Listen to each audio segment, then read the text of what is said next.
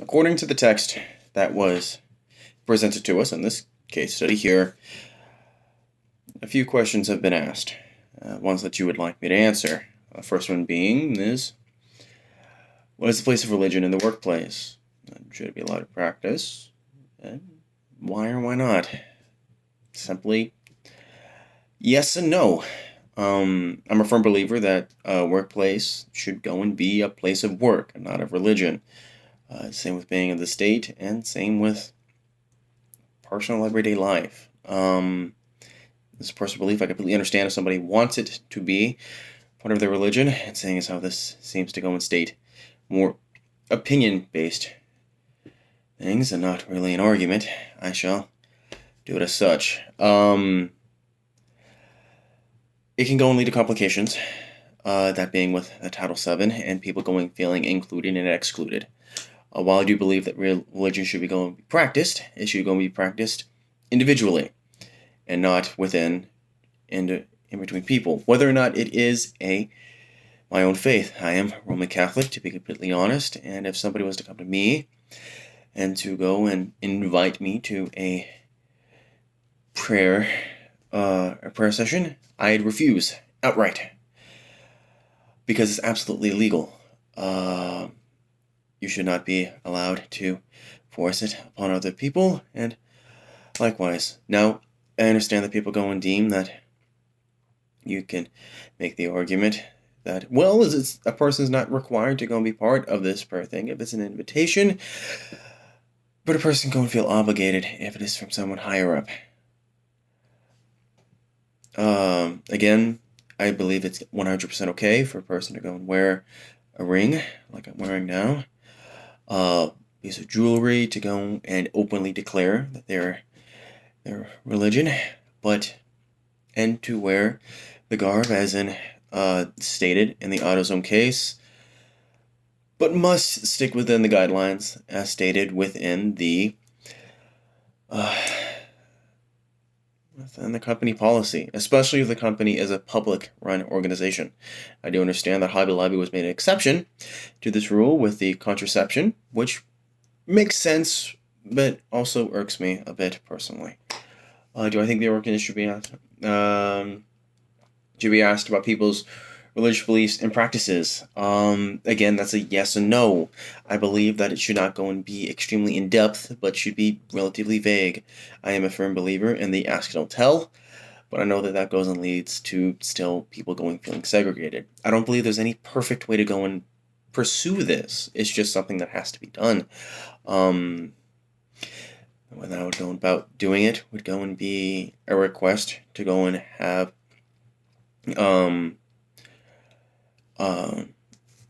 that when being hired, that it be made known to higher-ups, to those conducting interviews, that if any special exceptions should be made to company policy, dress code, and things of that sort due to religion, or things of that sort, religion or health reasons, that it should be made known up front. So that way people can go and either make adjustments to go and have their go and be decisions based hereon, according if they are to go and agree with Title VII, and that should not going to be a reason as to them being not hired, but to go and make it so that way they can understand if certain exceptions should be made accordingly. Do you believe what do you believe generates most equal employment opportunity commission claims? And how well do you believe organizations are prepared to meet employees' needs? Honestly, the feeling of segregation. With the AutoZone case, exactly. With him going and being asked if he was a member of Al-Qaeda, if he would blow up the store. I believe that might have been said in jest. Maybe not. Especially with the way a lot of people go and view things happening over there, in personal opinion, and sheer fear of everything, it makes sense why they'd question. But if a person goes and feels persecuted, they're probably more likely to go and want to make a claim. Do I think that organizations are prepared to meet employees' needs? Again, dependent on the organization. I do believe AutoZone made a right choice with going and doing diversity classes for higher ups and of people of specific positions, and it makes sense. For people on the lower sense, on the bottom rung, you shouldn't have to go and use those kind of resources to go and make sure that everybody is going and following it. While it is something that people would want and would be nice, it's not cost effective. It's not cost practical. I would like to go and say that it'd be perfect and that things would work, but I don't see it happening. I don't see it ever being implemented perfectly. Do I believe that an organization has the possibility and accommodations? Absolutely, I believe they do. I think that it's something that they'd have to go and implement maybe after the fact, because most companies go and usually find themselves to go and be pretty well off. When you're pretty high up in the company, most of the time, you don't tend to think pretty wrongly or lowly of it. According, some organizations need to accommodate religious practices. How do organizations need to change? And actually, what would the organizations look like? Specifically, what policies, practices, and organizational changes would need to be put in place? Honestly, I don't know. Organizations do need to change. Absolutely.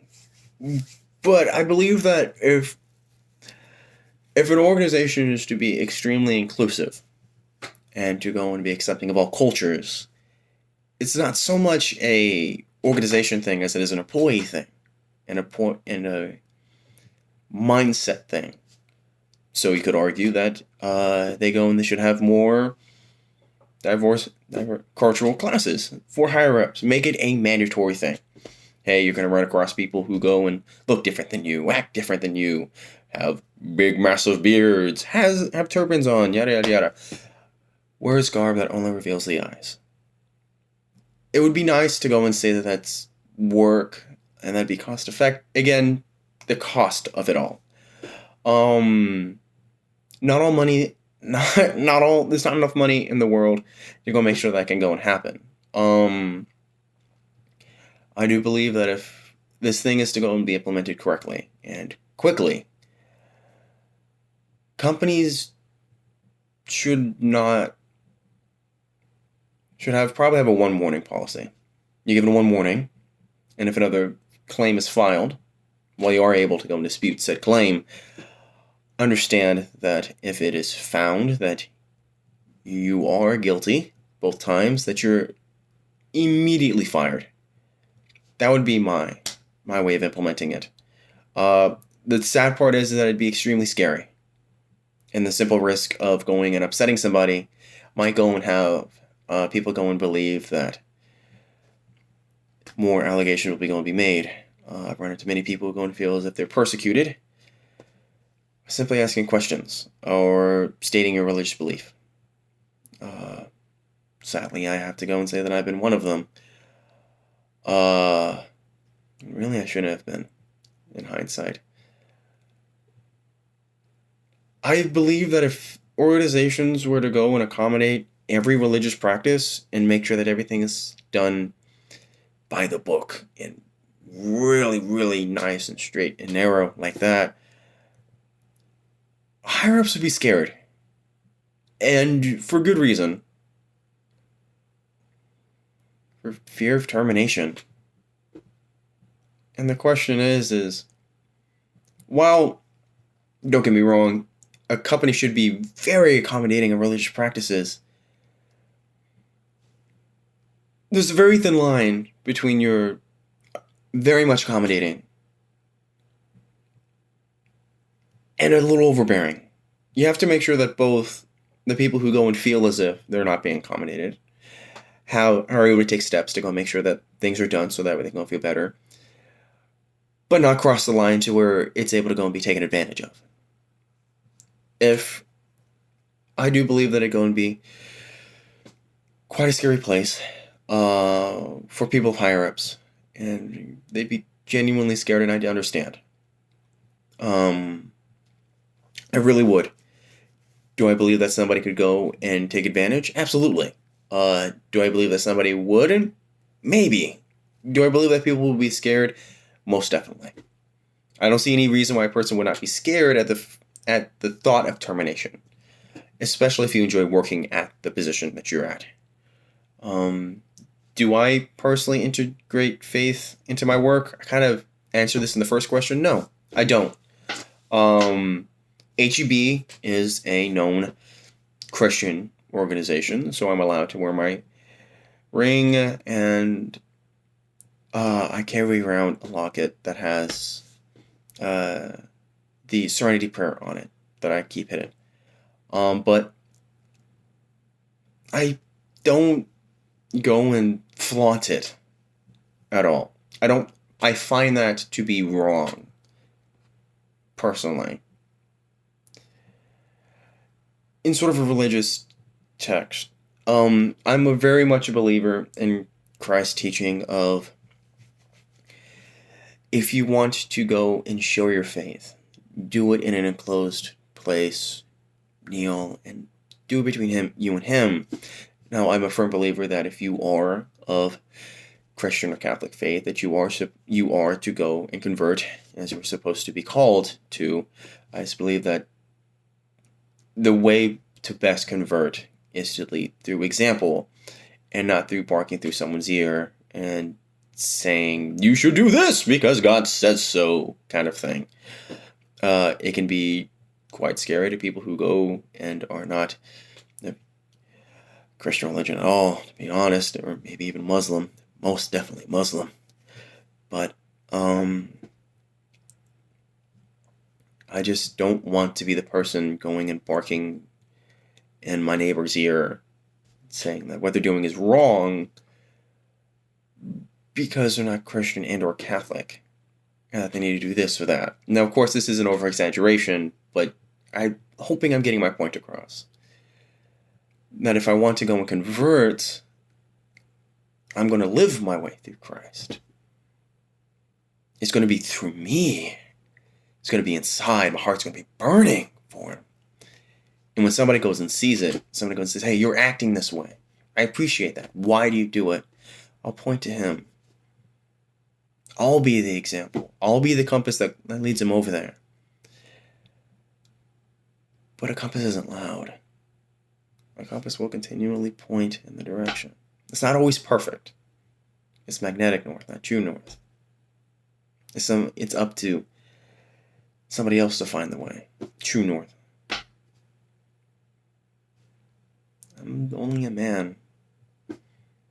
Who am I to go and state that I know what God's true plan is?